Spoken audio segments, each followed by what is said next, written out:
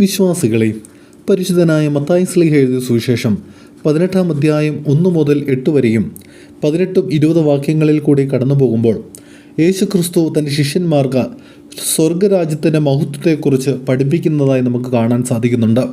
സ്വർഗരാജ്യത്തിൽ വലിയവൻ ആരാണ് എന്ന് തൻ്റെ ശിഷ്യന്മാരുടെ ചോദ്യത്തിന് മറുപടി നൽകുന്നതായി നമുക്ക് വ്യക്തമായി ഇതിൽ കാണുവാനായിട്ട് സാധിക്കും. പ്രിയരെ, 3 ചിന്തകൾ ഈ വേദഭാഗത്തിൽ നിന്ന് പങ്കിടുവാനായിട്ട് ഞാൻ ശരണപ്പെടുകയാണ്. ഒന്നാമത്തേത്, കുഞ്ഞുങ്ങളെപ്പോലെ ആകുവിൻ. കർത്താവ് ഒരു കുഞ്ഞിനെ തൻ്റെ മധ്യ നിർത്തിയിട്ട് പറയുന്നു, നിങ്ങൾ തിരിഞ്ഞ് കുഞ്ഞുങ്ങളെപ്പോലെ ആകാതെ സ്വർഗരാജ്യത്തിൽ പ്രവേശിക്കുകയില്ല എന്ന്. പൗരസ്ത്യ വിശ്വാസത്തിൽ കുഞ്ഞുങ്ങളെപ്പോലെ എന്നത് നിരപരാധിത്വം, വിശ്വാസം, ആശ്രയം, വിനയം മുതലായ സ്വഭാവ സവിശേഷതകളാണ്. കുഞ്ഞുങ്ങൾ മാതാപിതാക്കന്മാരെ സംശയിക്കുന്നില്ല, അവർ പൂർണ്ണമായി ആശ്രയിക്കുന്നു. ദൈവരാജ്യത്തിലേക്കുള്ള വഴി അഹങ്കാരത്തിലൂടെ നമുക്ക് സാധ്യമാകുകയില്ല, മറിച്ച് വിനയത്തിലൂടെ മാത്രമാണ് അത് സാധ്യമാകുന്നത്. സഭാപിതാക്കന്മാർ നമ്മളെ പഠിപ്പിക്കുന്നുണ്ടല്ലോ, വിനയം എല്ലാ സദ്ഗുണങ്ങളുടെയും അടിസ്ഥാനമാണ് എന്ന്.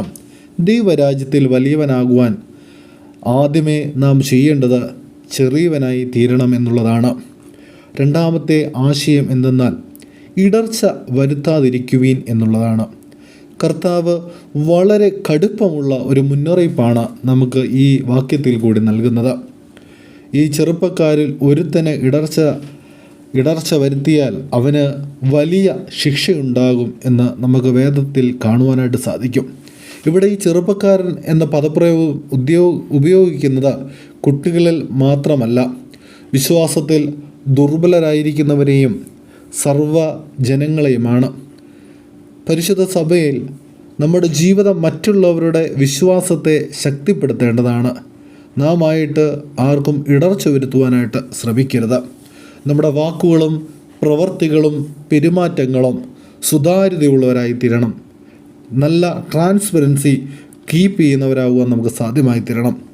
മറ്റുള്ളവരെ സ്വാധീനിക്കുവാനും ഉദാർത്ത മാതൃകയുള്ളവരാകുവാനും ക്രിസ്തീയ ജീവിതത്തിലൂടെ കഴിയണം.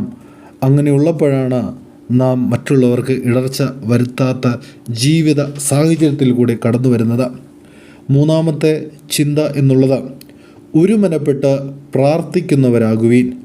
കർത്താവ് പഠിപ്പിക്കുന്നുണ്ടല്ലോ, 2-3 പേർ എൻ്റെ നാമത്തിൽ ഒരുമിച്ച് കൂടുന്നിടത്ത് ഞാൻ അവരോടൊപ്പം ഉണ്ടാകുമെന്ന്.